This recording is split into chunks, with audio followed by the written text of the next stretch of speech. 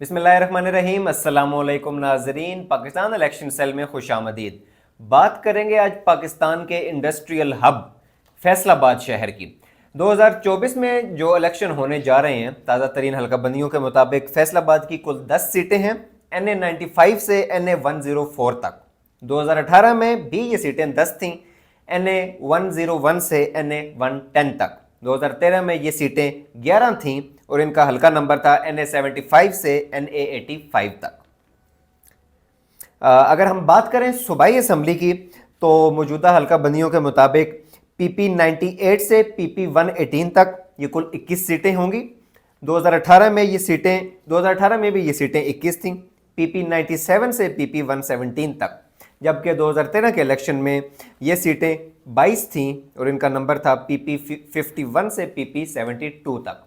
हमारे साथ पाकिस्तान की सियासत पर और खुसूसन इलेक्शंस पर गहरी नज़र रखने वाले जनाब फयाज़ राजा साहब मौजूद हैं। आइए तफसीलात इनसे जानते हैं। फयाज़ राजा साहब, बताइएगा फैसलाबाद इस बार किसका? अच्छा, वैसे पहले तो मैं आपसे ये जानना चाहता हूँ कि फैसलाबाद आप चले गए, इसकी कोई ख़ास होगी रीज़न? एक तो आपने बताया कि वो हब है पाकिस्तान का जो है वो इंडस्ट्रियल, दूसरी इसकी वजह इसके अलावा क्या है आपकी नज़र में? राजा साहब, हम कोशिश ये कर रहे हैं कि जो पूरे मुल्क के जो शहर हैं उनको हम लोग टच करें। एक सूबा पंजाब से, एक सिंध से, फिर एक बलोचिस्तान से, एक KP, कैसे तो वेरिएशन आती रहेगी आहिस्ता आहिस्ता शहरों में। अच्छा, बहरहाल क्योंकि फैसलाबाद ऐसे शहरों के अंदर शामिल है, मैंने इसलिए पूछा कि यहाँ पर जो है वो बड़ा इंटरेस्टिंग और क्लोज कंटेस्ट जो है वो होने जा रहा है। तो मैंने कहा शायद आपके जहन में ये आ गया हो कि राजा साहब जो है मुसलसल कह रहे हैं PTI को हर शहर से जितवा रहे हैं, तो आज फैसलाबाद के ऊपर बात कर लें, मैं ये समझा। खैर, फैसलाबाद बड़ा इंटरेस्टिंग सिटी जी। एक तो Manchester of Pakistan industrial hub, उसी तरह से बड़ी तादाद में पाकिस्तान की इंडस्ट्री डिपेंडेंट फैसलाबाद के ऊपर और कारोबारी हजरात ज़्यादातर। और आपको पता है कि नून लीग जो है वो कारोबारी हजरात के अंदर ज़रा ज़्यादा मकबूल है, कारोबारी तबके के अंदर, और ज़्यादातर नून लीग को वोट माजी में डलता रहे।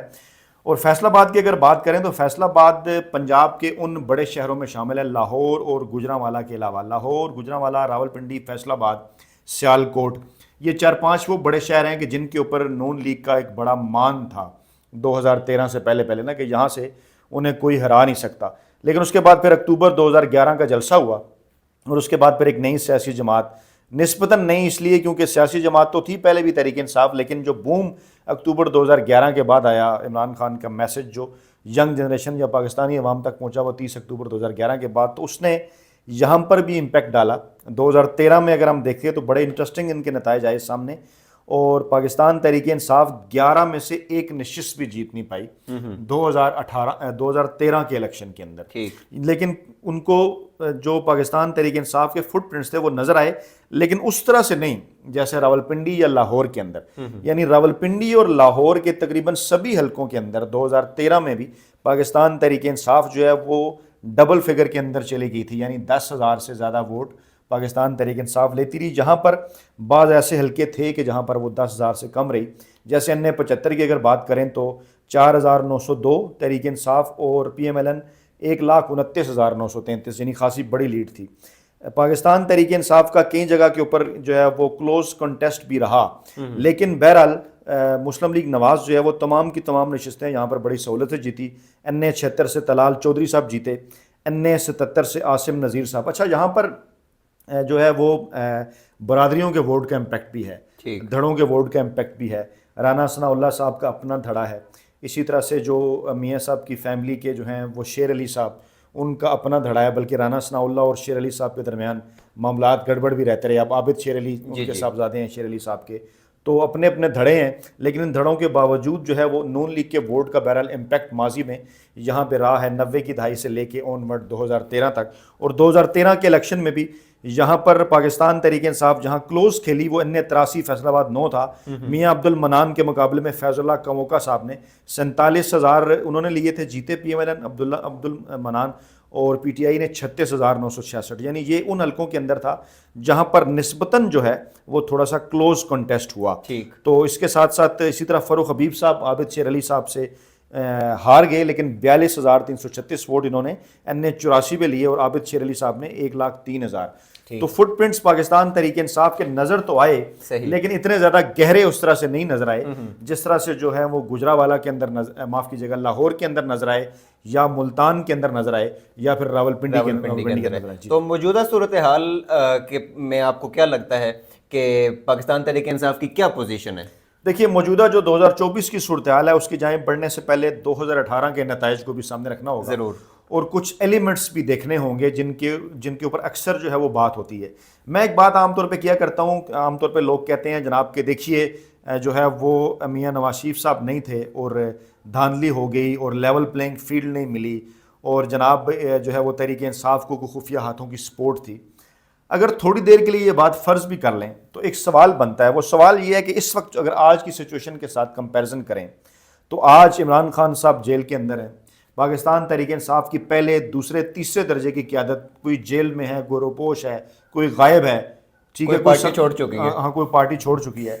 لیکن اس کے باوجود اس وقت جو پاکستان تحریک انصاف کے کنونشن بغیر کسی لیڈر کے ہو رہے ہیں. جی اب دیکھیے نا، شیر افضل مروت صاحب ہوں یا گوہر خان صاحب ہوں، وہ کوئی لیڈر تو نہیں، لیکن اس کے باوجود لوگ بڑی تعداد میں گھروں سے نکل رہے ہیں. تو سوال یہ پیدا ہوتا ہے کہ کیا میاں صاحب کے نائل ہونے کے بعد جب شہباز شریف صاحب تھے، خواجہ آصف صاحب تھے، احسن اقبال صاحب، خواجہ سعد رفیق، بڑی بڑی لیڈرشپ ان کی، اور ایسی صورتحال کے اندر کیا اس وقت 2017 میں نون لیگ ان جگہوں پہ جلسے کر رہی تھی؟ یہ میں بتانا کیوں چاہ رہا ہوں، پوائنٹ میں کیا آپ کو بتانا چاہ رہا ہوں، پوائنٹ میں آپ کو یہ بتانا چاہ رہا ہوں کہ نون لیگ کا جو ووٹ بینک ہے وہ دھڑوں کے ساتھ اٹیچ، پرسنالٹیز کے ساتھ اٹیچ.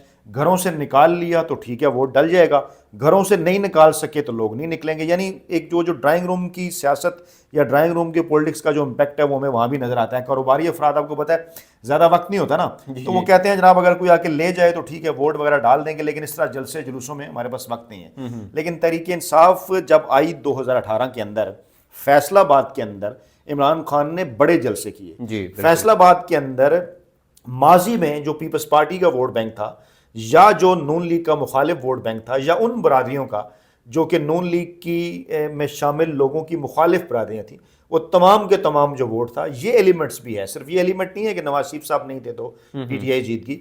وہاں پر گراؤنڈ کے اوپر پاکستان تحریک انصاف نے محنت کی، لوگوں تک اپنا پیغام پہنچایا. عمران خان صاحب نے وہاں بڑے بڑے جلسے کیے اور ٹرن آؤٹ بڑا فیصل آباد کا پہلے کی نسبت خاصا زیادہ. اور نیا ٹرن آؤٹ آنے کے بعد پھر حیران کن طور پر ہوا کیا کہ 10 نشستیں تھیں جو 2018 میں فیصل آباد الیکشن کی، اس میں سے 6 پاکستان تحریک انصاف جیت گئی، جو کہ ایک بڑی زبردست کارکردگی تھی. 3 نشستیں مسلم لیگ نواز نے جیتی، 1 آزاد. اگر ہم ان کی تفصیل میں جائیں تو عاصم نذیر صاحب آزاد کینڈیڈیٹ تھے، وہ جیت رہے ہیں ظفر سائی سے، تحریک انصاف کے تھے وہ، یعنی یہاں پہ بھی نون لیگ دوسرے نمبر پہ نہیں ہے.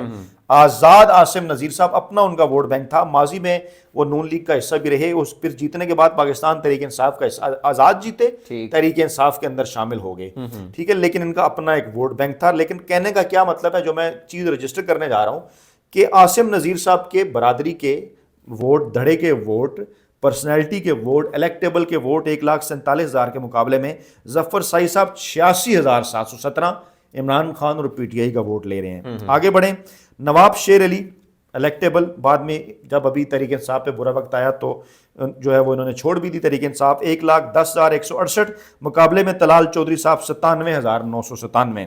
علی گوہر مسلم لیگ نواز کے 77,539. سعد اللہ دوسرے number per P T I کے 66,627. یعنی جو 2 نشستیں نون لیگ نے جیتی اس میں ایک یہ تھی، لیکن کلوز کنٹیسٹ 11,000 کی لیڈ کے ساتھ. اچھا، اسی طرح سے دوسری نشست جو جیتی مسلم لیگ نون وہ تھے جناب شہباز بابر صاحب 95,000 اور مقابلے میں دلدار چیمہ 73,000. یعنی یہاں پہ بھی ایک اچھا مقابلہ کہا جا سکتا ہے. جبکہ دیگر جگہوں کے اوپر جہاں پر پاکستان تحریک انصاف جیت رہی ہے وہاں پہ جناب آپ دیکھ سکتے ہیں کہ 77,920 جو ہے وہ رضا نصر اللہ اور منصور ناصر آزاد 69,000. یعنی اس حلقے کے اوپر پی ٹی آئی جیت رہی ہے، مقابلہ ان کا آزاد امیدوار کے ساتھ ہو رہا ہے. آگے جائیں تو جناب این اے 106 کے اوپر رانا ثناء اللہ صاحب یہ سیٹ جیت رہے ہیں 1,06,137 ووٹ لے کر، لیکن پی ٹی آئی ہار رہی ہے 1,03,000 ووٹ لے کر نثار صاحب. یعنی کم از کم کلوز کنٹیسٹ، انتہائی کلوز کنٹیسٹ. اور اگلے جتنے بھی حلقے ہیں این اے 107 سے این اے 110 تک چاروں حلقے، وہ چاروں کے چاروں پاکستان تحریک انصاف جیتی. خرم شہزاد 1,26,000، فاروق حبیب صاحب 1,12,000، عابد شیر علی صاحب ان سے 2,000 ووٹوں سے ہارے. اسی طرح سے فیض اللہ صاحب 1,23,000، میاں عبد المنان ایک ہیوی ویٹ کینڈیڈیٹ تھے وہ 94,000. اسی طرح راجہ ریاض جو بعد میں بڑے مشہور ہوئے پاکستان تحریک انصاف انہوں نے چھوڑ دی، اور آج کل وہ کہہ رہے ہیں کہ بلکہ ان کا ایک جملہ بڑا مشہور ہوا کہ حلقے میں جاتے ہیں دیکھو ہمیں پہچانتا نہیں، تو وہ یہ کہہ رہے ہیں کہ پتہ نہیں عمران خان صاحب نے کیا جادو کیا ہوا ہے۔ تو اب اس جادو کی طرف میں آپ کو لے کے جاتا ہوں جو آپ نے پوچھا کہ اس وقت وہاں پہ کیا صورتحال ہے۔ صحیح۔ تو جناب صورتحال اس وقت وہاں پہ یہ ہے، جو لیٹسٹ سروے پنجاب کے حوالے سے بھی آئے ہیں حیران کن طور پر، اس سے پہلے بھی ہم بات کر چکے کہ اس وقت سینٹرل پنجاب کے وہ تمام علاقے جہاں پر ماضی میں نواز شریف صاحب جو ہیں وہ عمران خان کے مقابلے میں زیادہ مقبول ہوا کرتے تھے 2013 کے الیکشن تک، وہاں اس وقت جو ہے وہ یہ صورتحال ہے کہ تقریباً جو ہے وہ 60 اور 30 کا جو کمبینیشن ہے وہ چل رہا ہے، یعنی 60 اور 30 کا تناسب جو ہے وہ چل رہا ہے، چاہے وہ لاہور ہو، فیصل آباد ہو، ملتان ہو، اور اس وقت بھی بالکل اسی قسم کی پوزیشن ہے۔ یعنی کہ یہ جو 3 نشستیں ہیں جو میں نے آپ کے سامنے رکھی، یہ عاصم نذیر صاحب کی، رانا ثناء اللہ صاحب کی اور طلال چودھری صاحب کی، یہاں پر جو ہے وہ بظاہر مسلم لیگ نواز جو ہے وہ اس وقت تک جو ہے وہ آگے نظر آ رہی ہے، تمام تر سختیوں کے باوجود، تمام تر قیادت روپوش ہونے کے باوجود، تمام تر جو ہے وہ میڈیا کے ایک یک طرفہ بیانیے کے باوجود، عمران خان کا بیانیہ، فیصل آباد کے اندر بھی جو لیٹسٹ سروے آ رہے ہیں، جو مختلف ادارے سروے کر رہے ہیں، وہ اپنی جگہ جو ہے وہ اس عمران خان کی مقبولیت کی جو ایک لہر ہے وہ برقرار ہے، اور ابھی بھی یہی پوزیشن ہے کہ 10 میں سے جو 7 نشستیں ہیں وہاں پر 6 کم از کم جو نشستیں ہیں وہاں پر جو پاکستان تحریک انصاف ہے وہ نون لیگ کے مقابلے میں بہتر پوزیشن کے اندر ہے۔ ایک جو نشست ہے وہاں پر جو ہے وہ کلوز کنٹیسٹ جو ہے وہ نظر آ رہا ہے، جو کہ رضا نصر اللہ ولی اور منظور ناصر صاحب ولی جو سابقہ NA 105 تھی۔ اس کے علاوہ باقی جو نشستیں ہیں وہاں پر پاکستان تحریک انصاف نون لیگ کے مقابلے میں آگے نظر آ رہی ہے، یعنی سیم وہی 2018 والی سچویشن نظر آ رہی ہے، 10 میں سے 6 تحریک انصاف، 3 مسلم لیگ نون اور ایک جو ہے وہ آزاد امیدوار۔ ٹھیک ہے، تو صوبائی سطح کی کیا صورتحال ہے، ذرا اس پر بھی نظر ڈالیے۔ دیکھیے کیونکہ صوبائی سطح کے اوپر کچھ جو ہے وہ ڈیفرنٹ ہوتے ہیں ڈائنامکس، اگر ہم 2018 میں دیکھیں تو وہاں پر جو تھیں وہ پاکستان تحریک انصاف نے 8 سیٹیں جیتی تھیں، مسلم لیگ نواز نے 11 سیٹیں جیتی تھیں، اور انڈیپینڈنٹ جو ہیں وہ 2 نشستیں نکالنے میں کامیاب ہوئے تھے۔ اب یہاں پر دیکھیے 2018 کی الیکشن ہے، صوبائی اسمبلی کے ہیں، قومی میں ہم دیکھ رہے ہیں کہ پاکستان تحریک انصاف 6 جیت رہی ہے اور نون لیگ 3 جیت رہی ہے، اور یہاں صوبائی میں کیا ہو رہا ہے کہ نون لیگ 11 جیت رہی ہے اور تحریک انصاف 8 جیت رہی ہے۔ تو یہاں پر بھی وہی تھا، تحریک انصاف کے اندر دھڑے بندی، نیچے کی نشستوں کے اوپر امیدواروں کا آزاد بھی کھڑے ہو جانا، اس کا بھی امپیکٹ آیا، کیونکہ وہاں 2-3 جگہ پہ ایسا ہوا کہ ٹکٹ نہیں ملا تو آزاد بھی کھڑے ہو گئے۔